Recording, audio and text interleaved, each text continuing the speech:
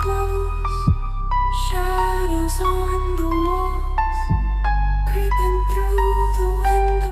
ఒక చిన్న గ్రామంలో పండు అనే బాలుడు ఉండేవాడు. పేరు ప్రవీణ్. అందరూ ముద్దుగా పండు అని పిలిచేవారు. పండు తన పెద్ద మేనమామ దగ్గర ఉంటూ దగ్గరలో ఉన్న ఊరి పాఠశాలలో 9వ తరగతి చదువుతున్నాడు. చిన్నప్పటి నుండి తన తల్లి అంటే అమితమైన ప్రేమ. తన తల్లి కోసం ఏమైనా చేసేవాడు. ఒకరోజు పండు మేనమామ మనమరాలు ఫ్రూటీ అన్నప్రాసన చేయడానికి గౌరీపట్నంలోని ప్రసిద్ధ క్రైస్తవ దేవాలయానికి కుటుంబంలోని వారందరూ వెళ్లారు.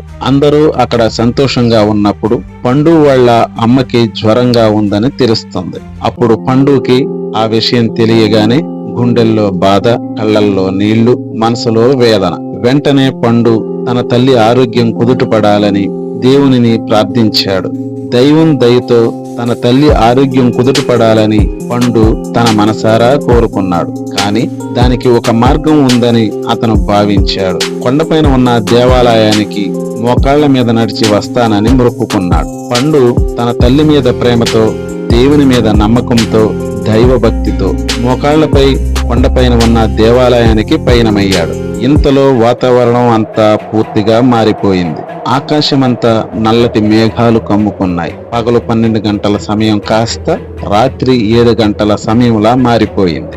భయంకరమైన గాలి, ఉరుములు మెరుపులతో కూడిన వర్షం జోరుగా పడుతుంది. అయినప్పటికీ మనోధైర్యాన్ని కోల్పోకుండా గుండె నిబ్బరంతో ఒక్కో మెట్లు ఎక్కుతుండగా అతని గుండె లోతుల్లో భగవంతుణ్ణి ప్రార్థిస్తూ మోకాళ్ల మీద కొండపైన ఉన్న దేవాలయం వద్దకు వెళ్ళటానికి మెట్లు ఎక్కుతున్నాడు. కానీ మోకాళ్లతో మెట్లు ఎక్కడం ఎంత కష్టం అయినప్పటికీ అతని వయస్సుకు మించిన ధైర్యం, పట్టుదలతో ముందుకు సాగుతున్నాడు. తన తల్లి ఆరోగ్యం కుదుటపడాలని కొండపైన ఉన్న దేవాలయానికి మోకాళ్ల మీద నడిచి వస్తానని అలా దేవుని మొక్కుకున్న విషయం తన బంధువులకి ఎవరికీ తెలియదు. కొంత సమయం తర్వాత చివరికి పండు కొండపైన ఉన్న దేవాలయానికి చేరుకున్నాడు. వర్షం కూడా ఆగిపోయింది.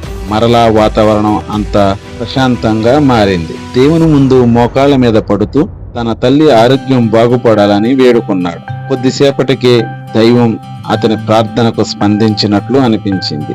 అతని తల్లికి అప్పుడే క్రమంగా ఆరోగ్యం మెరుగుపడింది. పండు తన తల్లి కోసం చేసిన ఆ తపస్సుకు దైవం కరుణించింది. పండు బంధువులందరికీ పండు తన తల్లి ఆరోగ్యం కుదుటపడాలని మోకాళ్ల మీద కొండపైన ఉన్న దేవాలయానికి నడిచి వెళ్ళాడని తెలిసి ఆశ్చర్యపోయారు. పండును పొగిడారు. అలాగే వారందరూ సంతోషించారు. నిజానికి ఒక కారణంగా పండు వాళ్ళమ్మ 3 రోజులు కోమాలో ఉంది. ఈ విషయం పండుకి, అక్కడ ఉన్న వాళ్ళకి ఎవరికీ తెలియదు.